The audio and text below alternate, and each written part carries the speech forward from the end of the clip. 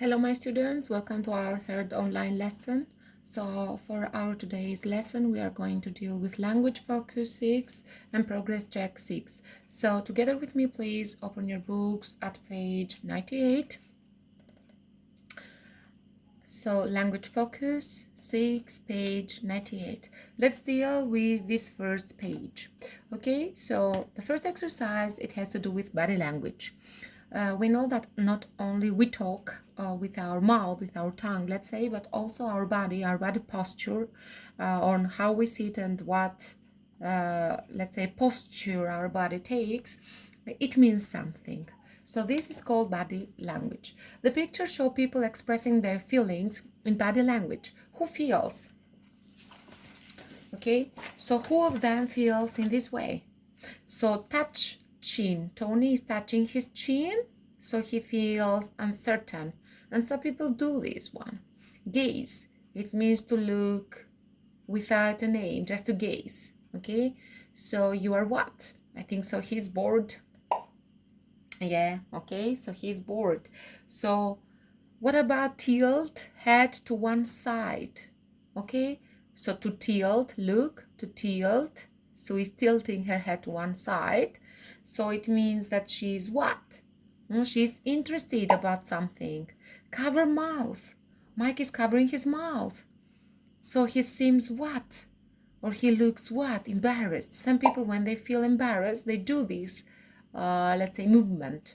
Raise an eyebrow. Okay, when some people raise their eyebrows. So Mark is raising an eyebrow.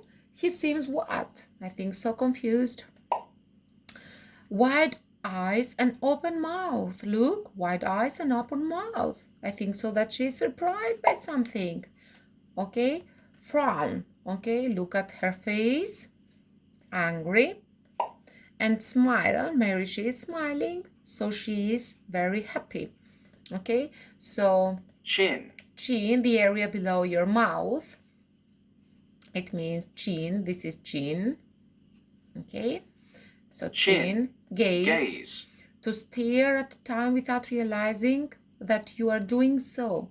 Okay, so to stare, for example, your lesson is in front of you, but you stare somewhere, but not at the lesson. Tilt. Okay, to lean.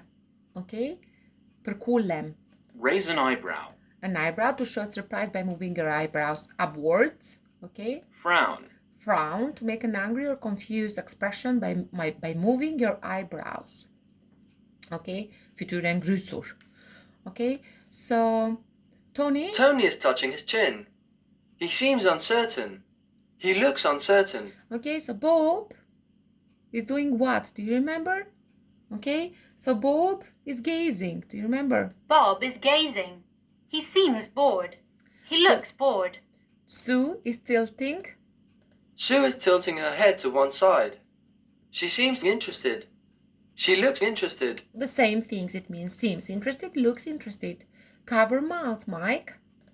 Mike is covering his mouth. He seems embarrassed. He looks embarrassed. Okay, confused. Mark is raising an eyebrow. He seems confused. Okay. He looks confused. Anne is widening her eyes and opening her mouth. She seems surprised. She looks surprised. What about Helen? Helen is frowning. She seems angry. She looks angry. Okay, and? Mary is smiling. She seems happy. She looks happy. It means that even if you use, for example, he seems uncertain, he looks uncertain, she seems happy, she looks happy, he looks bored, he seems bored, they mean the same things, exactly the same things. Okay, so let's continue with exercise 2. Choose the correct item. I want from you to choose the correct item. In order to do this, you may go to the appendix number 1. It is at the end of your book, phrasal verbs.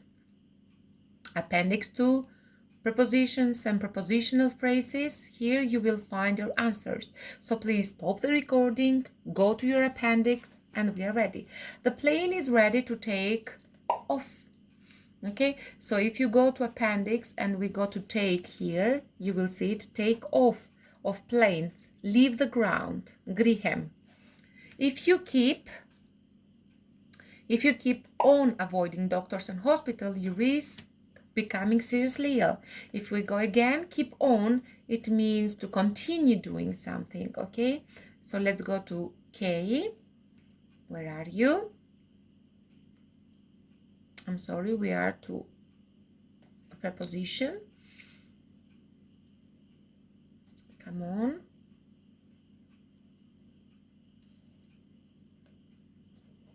We are here. Sorry, keep on. I'm sorry. Continue. Okay, in the same way you will continue at home. So compared to Lucy, she's fearless. He suffers from a fear of heights. We have said it many, many times, these two. He runs away every time he sees a bag. It means that he is so afraid that he runs away. There is no point in complaining. Okay, we have done them into our classroom many times. Let's continue. Let's continue with choose the correct word. Some, any, no, every, and compounds of them. It means someone, anyone, no one, everybody, something, anything, none, nothing, everything, etc. So there's in the garden, there's somebody, of course. Would you like to go somewhere quiet? Okay, so what about the third one? Yes, everyone is welcome to join in. He left without anyone seeing him. He left without anyone seeing him. Okay, she has nothing in her bag, nothing. There were spiders everywhere. There were spiders everywhere.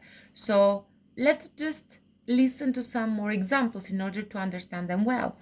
So some, any, no, every, and their compounds are used with countable, uncountable. So they are used for people, for things and places. For example, affirmative, some, someone, somebody, something, somewhere. Interrogative, so it means that in affirmative we can use some. Interrogative, any, and negative, any or no. Any, anyone, anybody, anything, anywhere. Negative, not any, no, no one, not anyone, nobody, not anybody. Nothing, not anything. Nowhere, not anywhere. For example, whenever Kim has some free time, she likes to go somewhere quiet to read. She enjoys reading anything, as long as there is no noise and no one around to distract her. Okay, then every is used with singular countable nouns, singular. Every student in our school gets lunch every day. The pronouns everyone, everybody, everything, and the adverbs everywhere are used in affirmative and interrogative sentences and are followed by a singular verb. Affirmative, poem, interrogative, pyetje. Everybody is capable of learning how to surf the net, as long as they are not technophobes. Okay? Then we continue with word formation, that it is mosquitos, mushkonyat. So complete the gaps with the word formed from the words in bold. So one insect we really should be more fearful of is the mosquito. So here we want what?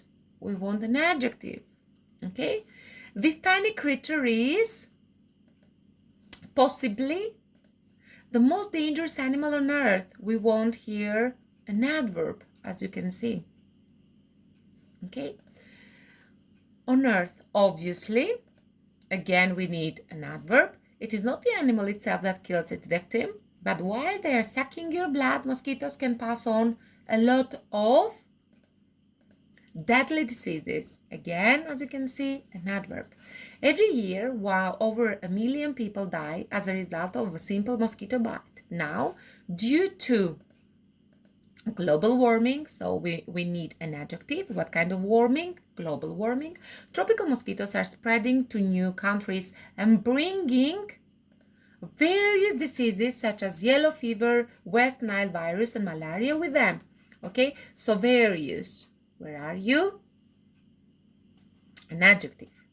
Okay, in comparison, venomous snakes. Okay, venomous. What kinds of snakes? Venomous. Giant sharks and tarantulas are pretty harmless. harmless. Το padamshme. Their opposite, its opposite, sorry, it is harmful. Edamshme. Okay? Let's proceed with exercise 6. Complete the gaps with the correct word. Then put the verbs in brackets into the correct form. Many, it is too easy. Many of us. Okay? Preposition after many. Of us eat crab, prawns, and lobster without too much thought. Uncountable, okay? These animals are anthropods. Another way of describing them would be insects of the sea. Would be insects of the sea. Modal verb in order to show possibility. So why aren't locusts, grubs, and beetles served in restaurants? Soon, okay, so here we have passive voice. Soon they could be. We need an article here, okay, something not mentioned before. So a 2013 United Nations projects, okay, so tense, action at a specific time in the past, found that insects were not only safe and nutritious, but bad comparison, better for the environment than any other sort of meat. We can understand even from this one that it is comparison. Some expert predicts that in years to come, insects, so here tense prediction based on what we think, will make up, okay, a large part of our diet. Okay, so verb forms as subjects of clause. So getting, we need a gerund here. People to accept insects as a delicacy remains a challenge.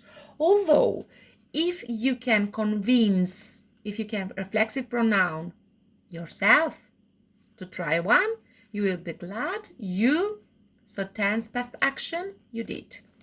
Okay, so thank you for our first part.